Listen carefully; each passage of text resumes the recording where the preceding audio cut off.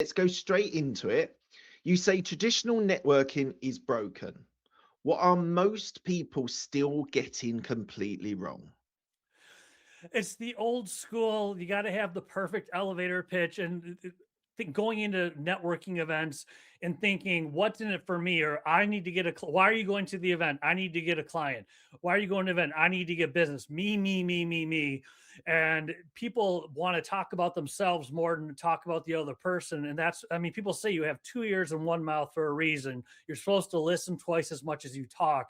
And the people that go into, well, I'll say first time networking, as far as networking events where you're meeting people for the first time, they go in with the thing, I have to get this many potential clients, this many prospects, got to kiss this many babies, shake this many hands, all that good stuff. They're not thinking about the other person. They're not thinking about building relationships. They're thinking about what's in it for me. And I think that's one of the biggest problems with traditional, I will say, networking. Yeah.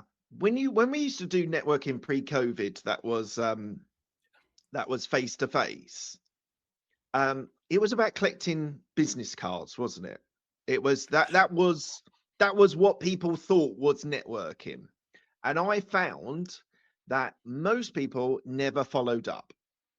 And I was just like, well, what's the point in turning up if you're not going to make a meaning or try and make a meaningful connection with someone? You're just turning up for a free meal or for drinks at the end of the night, isn't it? It's very much trying to make meaningful relationships when it comes to networking. Do Mhm. you agree?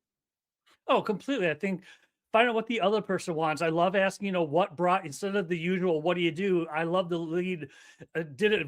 I still will do it at virtual events, but as far as pre-COVID in-person networking, I would instead of what do you do, I would just ask what brought you out tonight. Who are you looking to meet? Immediately find out why they're there. Find out ways I might be able to help them before they even know what I do. Yeah, absolutely. Absolutely. Right, let's go a little bit about your journey. What sparked your obsession with how successful people have made it? It's dating myself now. 1999, my senior year in college, I read a Tony Robbins book, wanted to be Tony Robbins. It did not turn out that way. And I honestly don't know where the initial idea was. I just know it was in my DNA. I don't think I knew what mentoring was. Definitely nobody told me to do what I'm about to say I did. I just figured if I want to be successful someday, I need to be around and learn from successful people. So I started cold calling people, looking people up. The internet was still relatively new back then. Looking people up online, finding people on the cover of trades journals, finding people on the New York Times best-selling business list, finding CEOs. I found when I wrote my book Idea Climbing, I found my first notebook from February of 1999 with my first two informational interviews in it.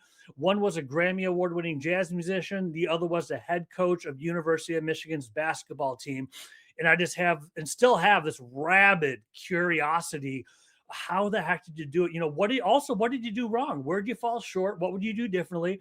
What did you do to become successful? Because even at that young age, I realized why reinvent the wheel. Someone has walked probably half, if not three quarters of the journey that I want to walk. Why try and figure stuff out on my own when I can learn from them? And my first, in quote, speaking gigs were for high schools and some colleges, and they would let me take over the class for an hour and I would teach people what I was learning from successful people. So my first paid gigs, if you will, my first real paid ones were substitute teaching, and the teachers at the time when they still did this, they would roll a TV in, the substitute would put in a tape for an hour when they still had tapes back then, and you sat at your desk quietly and got your paycheck. I got teachers to say you can run a 60-minute session. So I would come in and teach things like goal setting and other things I learned from people. And then in 2012, I did not want to be on camera. No. And we got somebody, a keynote speaker at an awesome conference. I'm like, dude, we got a chance to interview him. I looked him up. He's a talking head.